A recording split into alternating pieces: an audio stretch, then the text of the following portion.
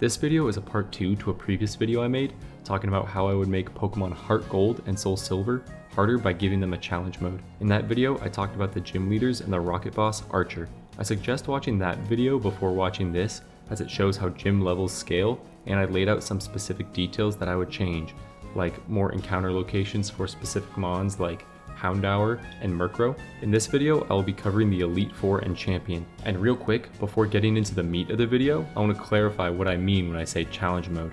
I am trying to create a challenge mode that I could realistically see Game Freak implementing, not creating a Giorno or Radical Red style of challenge. Therefore, this will only be using the Pokemon that were available in the regional decks. Alright, let's get into it. Starting off with our first Elite Four member, we have Will, the Psychic type user.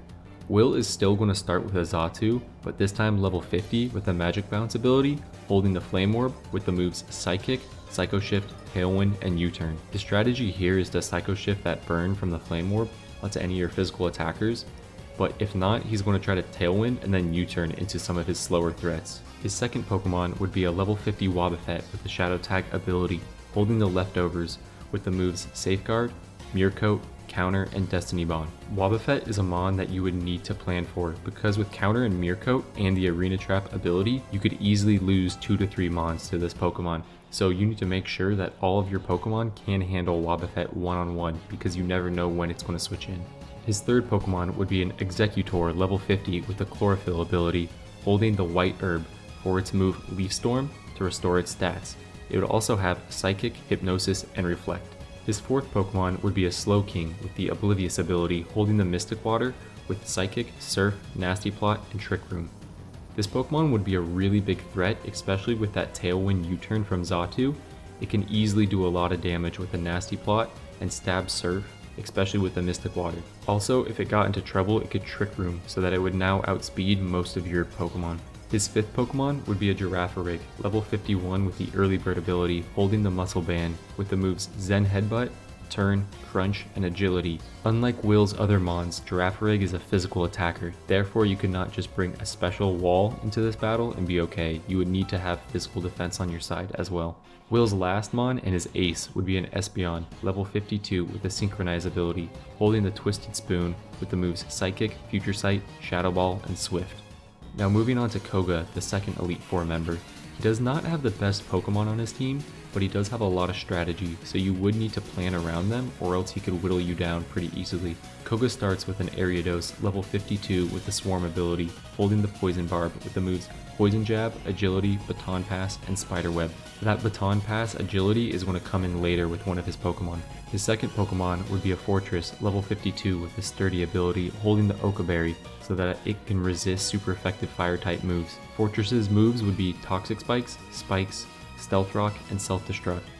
This Fortress would have a very similar strategy to Jasmine. Its strategy would be set up a layer of Toxic Spikes, then Stealth Rocks, then 3 layers of Spikes, then its second layer of Toxic Spikes, then explode.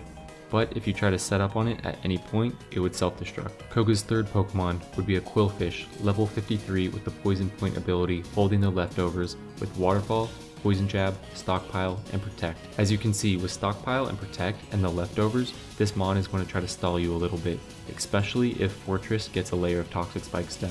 His fourth Pokemon would be a Venomoth, level 53 with the Tinted Lens ability, holding the Wise classes with Psychic, Signal Beam, Sludge Bomb, and Toxic. This would be the Pokemon that Koga would try to Agility and Baton Pass into with Ariados. A Venomoth with Tinted Lens and holding the Wise classes is going to do a lot of damage even if the move isn't very effective. His fifth Pokemon would be a Muck, level 53 with a Stench ability, holding the Black Sludge with the moves Gunk Shot, Acid Armor, Minimize, and Sludge Bomb. As you can see, this Muck could be very hard to take down with Acid Armor, Minimize, and the Black Sludge. If you don't have a fast Earthquaker, then this mon will probably stick around for a while. His last Pokemon and his ace is going to stay his Crobat, level 54 with Inner Focus, holding the King's Rock with Poison Fang, Wing Attack, Bite, and Double Team. Koga's main strategy really lies around this Fortress in the hopes that it can get up Toxic Spikes, Spikes, and Stealth Rock. With one layer of Toxic Spikes poisoning your Pokemon on switch-in, he has multiple mons that can stall you out, like a Stockpile Protect Quillfish, a Minimize Acid Armor Muck, and his Crobat with Double Team and Bite to try to flinch you out. Unlike Koga, who had a lot of strategy to his team, Bruno's team is about raw power, with most things just trying to one-shot you. Bruno is going to start with a Hitmontop, level 54 with a Technician ability holding the leftovers with counter, triple kick, dig, and quick attack.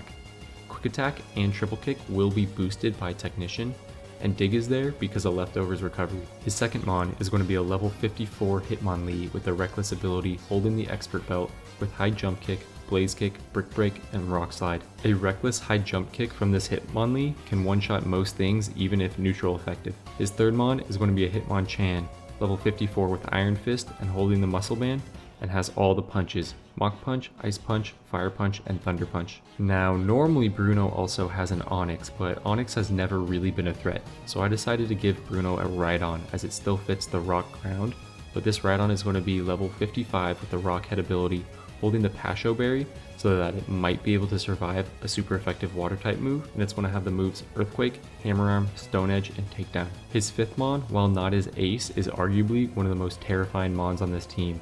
It is a level 55 Heracross with Guts, holding a Flame Orb, with Close Combat, Mega Horn, Earthquake, and Rock Slide. Lastly, Bruno's ace is going to stay a Machamp, level 56 with a No Guard ability, holding a Citrus Berry, with Dynamic Punch, Stone Edge, Cross Chop, and Bulk Up. Karen is your fourth Elite Four member and the final Elite Four member that you will take on. Her team is very different because I didn't think Vileplume and Gengar necessarily fit for her team.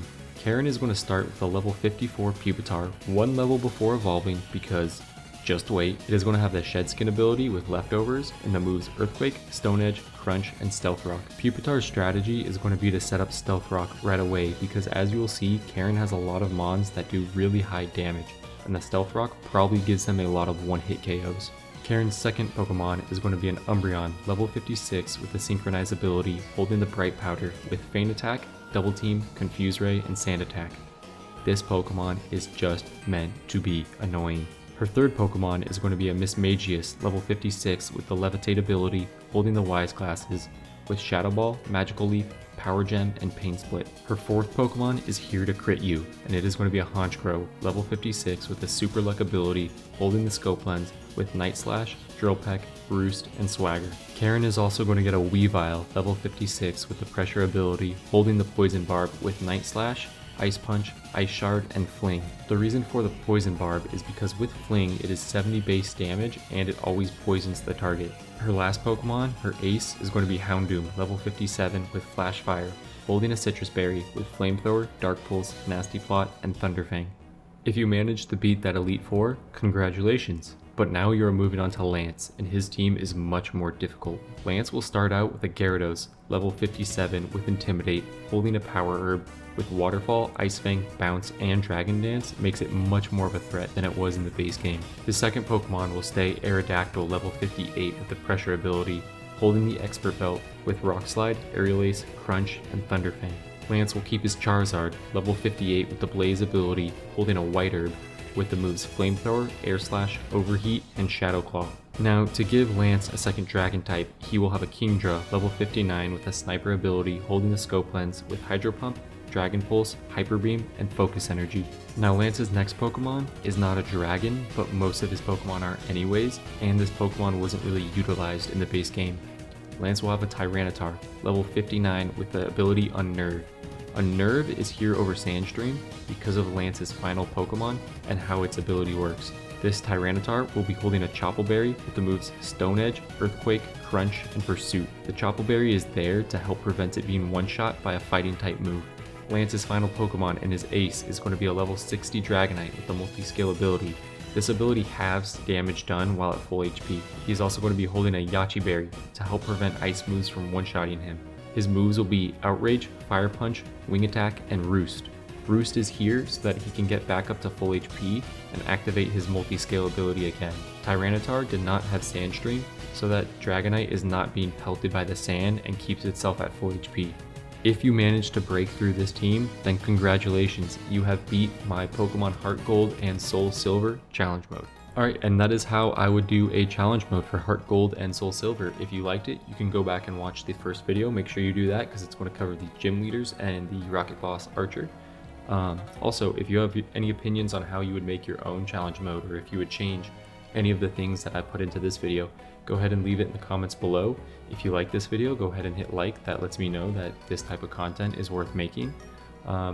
If you want to see what else I'm doing, you could also subscribe below and see all the other stuff I've got coming out. Alright, thank you for watching. Peace.